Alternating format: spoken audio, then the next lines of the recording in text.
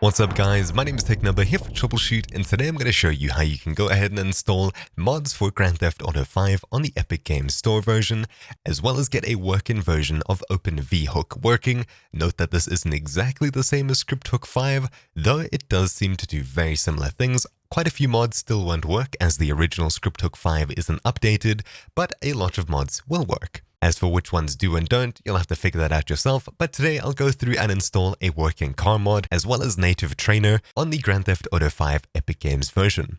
So to begin, you'll need OpenIV installed. If you don't already have that installed, check the description down below for a tutorial on that. Assuming you have it installed, let's begin with this tutorial. So one of my viewers has linked me this page over here, a guide on OpenVHook, how to use native trainer and mods on the Epic Games GTA 5 version. Over here we'll be downloading OpenVHook, which will be linked down below, and we'll be following through with some of these steps. And then after we have native trainer installed, which we can use to spawn the car in, we'll go ahead and install the actual car mod.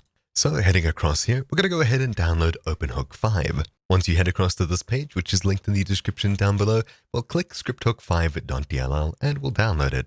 This is a fork of this one over here. However, this one wasn't updated anytime recently. And once it's done downloading, I'll go ahead and open up the Grand Theft Auto 5 game files folder. Once I've found my way across here into the folder with the GTA5.exe, as well as the mods folder that was made by OpenIV. In fact, I'll go ahead and empty this. Once I've found my way here, all that we need to do is simply drag and drop ScriptHookV into this folder over here.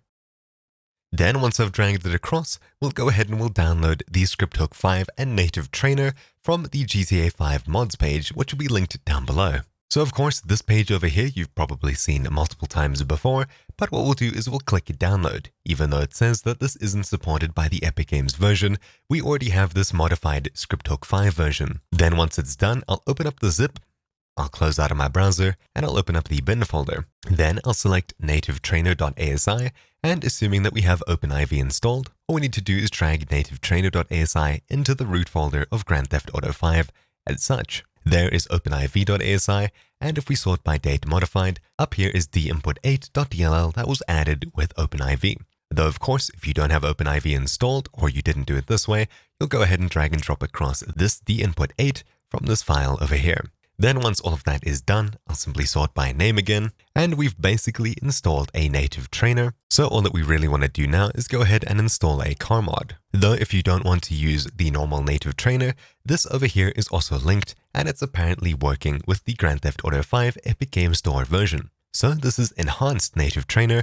I'll go ahead and download this, and to install it, we'll be doing something very similar. I'll go ahead and minimize my browser, and all we need to do is simply take Enhanced Native Trainer and add it to our game files folder over here. Though, if you do put this here, we'll go ahead and remove nativetrainer.asi that we just added. Though, which one you choose is purely up to you.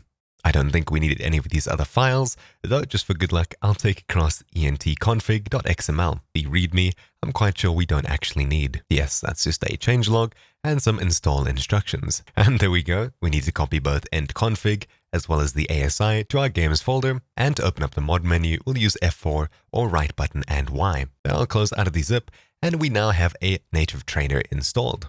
Next up, let's go ahead and actually install a modded car. So this is the car mod that I'll be installing. Of course, install instructions for different car mods might be slightly different. And of course, this doesn't just apply to car mods. I'm only using this as an example. I'll go ahead and download this. And of course, different mods are different sizes. It can take a short while to download.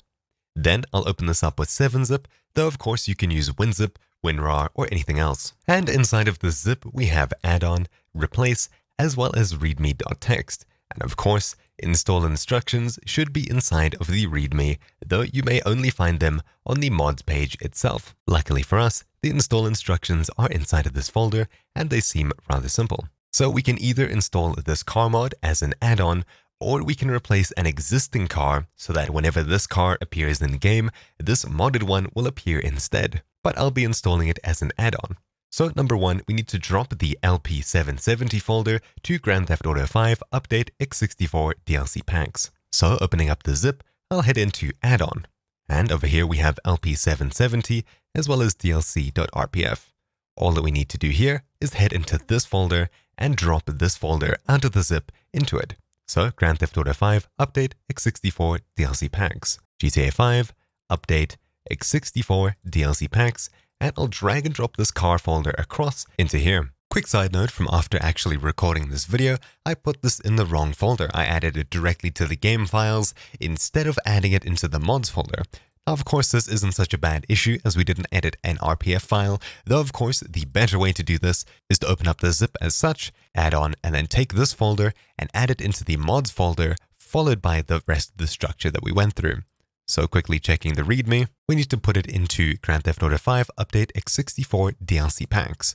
So I'll go into mods, then update. Then I'll create an x64 folder, and then inside of that, I'll make a DLC packs folder, and then we'll go ahead and add this LP770, though as you'll see later on in this video, it does work both ways, having it inside of the mods folder over here, which is where you should have it, or it'll work with it inside of the update folder over here, though I'd recommend not having it in the DLC packs folder over here, but rather inside of the mods folder, update x64 DLC packs as such. Note that both of these ways will work. The mods folder method is much better than using the direct file method. Then once it's done, it's basically installed. All we need to do is tell the game that the car actually exists. From here, if there's nothing else that you need to take out of the zip, you can probably go ahead and close it. So that's exactly what I'll do here, and we'll continue with this.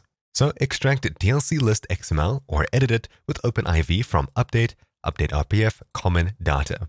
So for this, I'll be using OpenIV. Looking inside of OpenIV, we'll head across to this file, update, update.rpf, common, and then data. Then we're looking for DLC list.xml, which is in fact over here. What I'm going to do is turn on edit mode at the very top over here. I'll click yes. And as you can see, this RPF file is not inside of the mods folder. All I need to do is simply click copy to mods folder. And now when we edit this, the main file will remain intact. Now we're automatically dropped into the correct folder. As you can see, GTA 5 mods, update, update RPF, common data.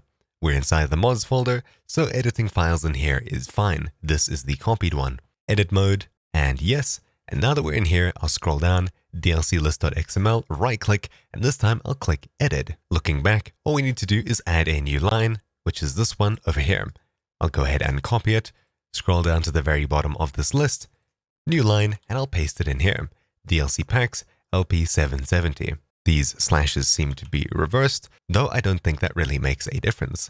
I'll then click save, and now the file has been edited. Then next, we'll use menu or simple trainer to spawn it in-game by name, LP770. So this is exactly what I'm going to go ahead and do. Though of course, menu doesn't work with the Epic Games Store version of Grand Theft Auto 5 up until ScriptHookV is successfully updated. Note that I showed you earlier in this tutorial how to install OpenVHook, slightly different, but still somewhat similar. And the only reason we did that was to get our native trainer working in-game. Then I'll start up the Epic Games Store, library, and I'll go ahead and start up Grand Theft Auto 5. Go ahead and start up story mode. And there we go. Now that we're in game, I'll go ahead and hit F4. That brings up this mod menu over here. I'll scroll down using my numpad keys into vehicles, vehicle spawner. I'll go ahead and select enter name manually. And inside of here, we'll enter LP770, or of course the name of the car that you had selected. Upon hitting enter, the car then pops into the game. Then I can go ahead and close out of the mod menu and then proceed to climb into the car. Now, of course, because we're still in the story mode, I'm supposed to pick one of those two cars. I'll get into this one over here. And of course, after I drive a bit too far, will be reset. Though, of course, as you can see, things are working as you expect. And there's the bit of the story mission that I'm going to have to pass at some stage. Though, of course, you can see the car spawned perfectly fine. The mod menu is working as expected. Could go ahead and spawn literally anything I wanted. And with that very simple tutorial out of the way, that's basically all you need to know to go ahead and start installing other mods, however they tell you to install them. Now, of course, up until ScriptHookV is updated, things may not work perfectly as expected, though they do work very well indeed. So either ways, that has been this tutorial. Hopefully you found this useful. My name's been TechNoba here for Troubleshoot, and I'm about to be reset for not doing this mission properly. I'll see you all next time. Ciao.